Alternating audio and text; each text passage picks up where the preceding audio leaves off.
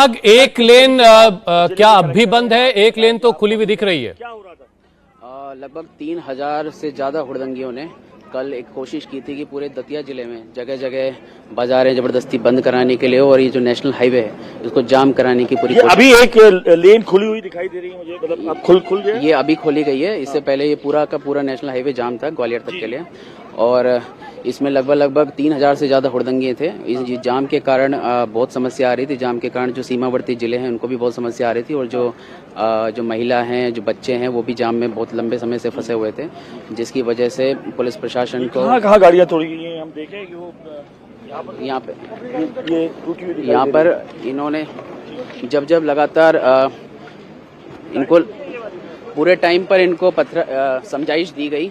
समझाइश देते गए लगभग इनको 4-5 घंटे तक पुलिस के द्वारा बार समझाइश दी गई, लेकिन इन्होंने समझाइश के दौरान अचानक से 4 बजे के आसपास पथराव शुरू किया। पथराव शुरू करने के पश्चात पुलिस ने अपना डोमिनेंस दिखाया। पुलिस ने अश्रु गैस का उपयोग किया, और पुलिस ने पूरे का पूरा बल का उपयोग करके अश्रु गैस के साथ डोमिनेंस करके और इसको कंट्रोल किया है। और सबसे अच्छी बात यह है कि इसमें लाठी चार्ज का बिल्कुल भी इस्तेमाल नहीं किया गया है।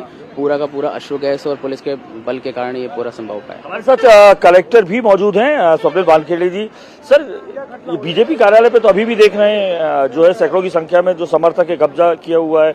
पथराव वहां से अभी जब इंडिया टीवी ने बात की तो वो कह रहे हैं इधर से हुआ है।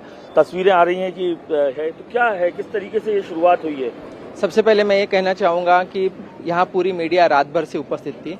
किसी भी मीडिया ने अगर पुलिस द्वारा पथराव हुआ है तो मैं पूरी जिम्मेदारी लेने को तैयार हूँ। मुझे पूर्ण विश्वास है। मैं साथ में खड़ा था, एसपी साहब साथ में खड़े थे, एसडीओपी, टीआई सभी साथ में खड़े थे, एसडीएम खड़े थे। किसी ने कोई पथराव नहीं किया। और सबसे अच्छी बात है कि हमने लाठीचार्ज भी कहीं भी नहीं किया। लाठी जरूर हाथ में थी, लेकिन सिर्फ रास्ते पे मारा है ताकि डराया जाए, लेकिन कहीं भी लाठीचार्ज नहीं हुआ। हाँ, जब पथराव चालू हो रहा था हमारी तरफ से आंसू गैस कराए गए, क्योंकि हमारे 5 लोग गंभीर जख्मी हुए, 3 लोग को चोटें आई, और हमारे एसडीओपी साहब ये एसडीओपी साहब यहाँ सीधा इसमें चोट दिख रही है। इसके साथ साथ एडिशनल एसपी साहब को भी चोट आई, एडिशनल एसपी साहब को भी चोट आई। मैं हेलमेट जरूर पहना था तो मेरे सिर के ऊपर से टच होते हुए निकल गई थी। लेकिन एक सवाल बड़ा ये हो जाता है, ये 9 घंटे से आप लोग बता रहे हैं कि ये बंधक बनाए रखा है, पूरा बीजेपी कार्यालय को बंधक बनाए रखा है, तो अब पथराव आप कह रहे हैं वहां से भी हो रहा है। अब स्थिति कब तक ऐसी रहेगी? हालांकि नेशनल हाईवे तो खुला दिया है, ये तो बंधक बना लिया गया है एक तरीके से। अगर देखें तो कैसे ये समन्वय हो पा रहा है, बातचीत हो पा रही है आप लोग? शासन ने, प्रशासन ने कोई भी बंधक नहीं बनाया है। नहीं, बंधक उन्होंने, ये जो कार्यकर्ता है उन्होंने बंद करके रखा। वहीं से हमने तस्वीरें भी देखी, छत से भी पथराव हो रहा था। तो ये स्थिति कब तक चलेगी? ये तो मैं इसमें बताना चाहूंगा कि हम लोगों ने उनसे निवेदन किया है कि अगर एक व्यक्ति या 2 व्यक्ति निकलते हैं तो आप अपने घर चले जा सकते हैं। कोई भी गिरफ्तारी नहीं होगी, कोई कुछ नहीं होगा, वो चले जाए। हम शांति चाहते हैं। प्रतिबंधात्मक धाराएं वगैरह लगाई गई हैं? अभी तक हमने कोई धारा नहीं लगाई गई, और हम नहीं लगाना चाहते, क्योंकि हम तभी धारा लगाएंगे अगर यहाँ हमारे अब वीडियो में हम देखा जाएगा जिसके द्वारा अगर मारा गया वो प्रूव होता है तो किसी व्यक्ति पे ही धारा लगाएंगे। लेकिन हम लोग अभी भी उनसे ये रिक्वेस्ट कर रहे हैं कि आप 2-2 होके चले जाएंगे तो भी हमें दिक्कत नहीं है, लेकिन उनका ये कहना है कि हम लोग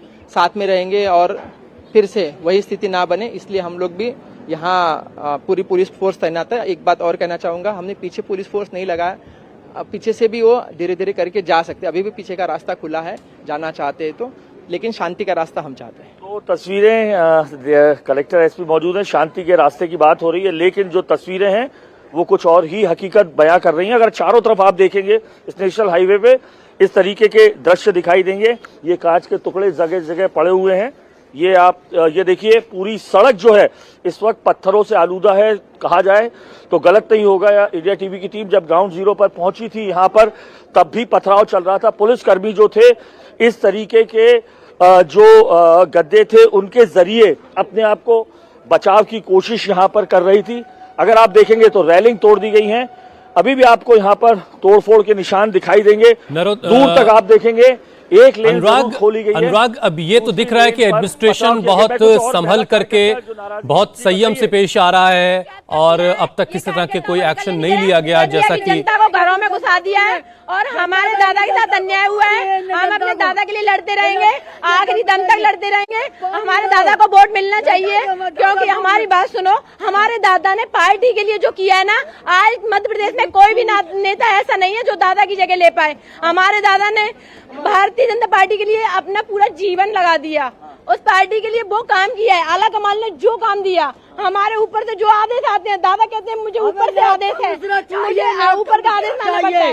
वो कब तक सबर करेगा? जानते भी नहीं है जिसको टिकट दिया, उसको जानते भी नहीं है, उसको जानते भी नहीं है जिसको टिकट दिया है, आप जानते भी नहीं है।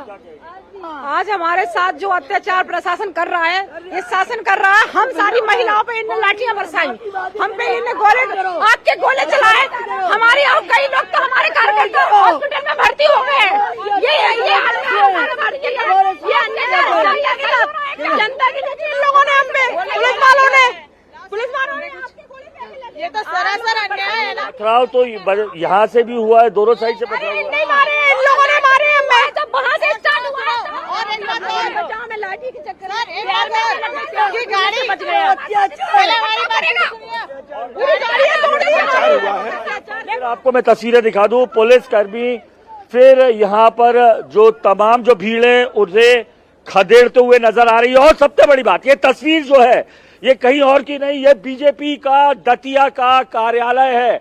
एमपी को अनुराग, अगर आप मुझे सुन पा रहे हैं, ये जो दृश्य इंडिया टीवी। अनुराग, आपने एसपी से बात की, आपने डीएम से बात की, एडमिनिस्ट्रेशन, पुलिस सब बहुत संयम से पेश आ रहे हैं और कोशिश यही है कि वहां पर हालात को सामान्य किया जा सके। अनुराग, क्या इस बीच आपकी नरोत्तम मिश्रा से बातचीत हो सकी? उनसे कुछ आपका कम्युनिकेशन हुआ कि भाई आपके समर्थक जो हैं उन्होंने यहाँ पर बहुत हालात उसकी वजह से बिगड़े हुए?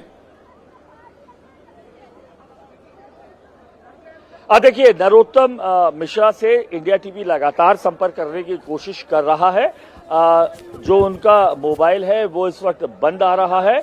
यही वजह है कि जो ये भीड़ है उसकी, जो भाजपा की ये जो कार्यकर्ता है उनकी नाराजगी बढ़ रही है। दिशा और दशा क्या होनी चाहिए इस नाराजगी की बताने के लिए कोई उपलब्ध नहीं है। लेकिन भाजपा का जिला मंत्री, आप भाजपा के जिला मंत्री, क्या नाम है आपका? मेरा नाम भानु ठाकुर है, मैं जिला मंत्री हूँ। पर भानु ठाकुर जी, अगर आप भाजपा के नेता हैं तो भाजपा ने तो अपना टिकट दे दिया है आशुतोष तिवारी को, तो आप लोगों को सहज मान लेना चाहिए। ये तरीका कि आपने अपने ही बीजेपी के कार्यालय को बंधक बना लिया है। पुलिस प्रशासन ने हम लोग को पुलिस प्रशासन ने हम लोगों को बंधक बना दिया, कुंडी लगा दी। हम लोगों की नैतिक मांग थी शीर्ष नेतृत्व से भारतीय जनता पार्टी के कि हमें नरोत्तम मिश्रा जी को पुनः टिकट दिया जाए। हमारी यही मांग है। और अनुराग, वक्त खत्म हो रहा है, जरा जल्दी से एक चीज और बता दें कि जो बीजेपी के स्टेट प्रेसिडेंट हैं खंडेलवाल साहब, उनसे आपकी बातचीत हो पाई? आखिर ये मामला कैसे सुलझेगा? देखिए, इस तस्वीर ने पूरी बीजेपी को, चाहे मध्य प्रदेश की हो या देश की हो, हिला कर रख दिया है। क्योंकि ऐसी तस्वीरें अमूमन भारतीय जनता पार्टी में दिखाई नहीं देती हैं। पूरे का पूरा कार्यालय जो है उसे बीजेपी ने कब्जा कर लिया है। समर्थकों ने एक के बाद एक जिला अध्यक्ष समेत मोर्चा अध्यक्ष हो, महिला मोर्चा हो, जिला पंचायत अध्यक्ष हो, जनपद अध्यक्ष हो, तमाम लोगों ने रिजाइन कर दिया है। ऐसे में बीजेपी के सामने, बीजेपी के तमाम दिग्गजों के सामने असमंजस की स्थिति है।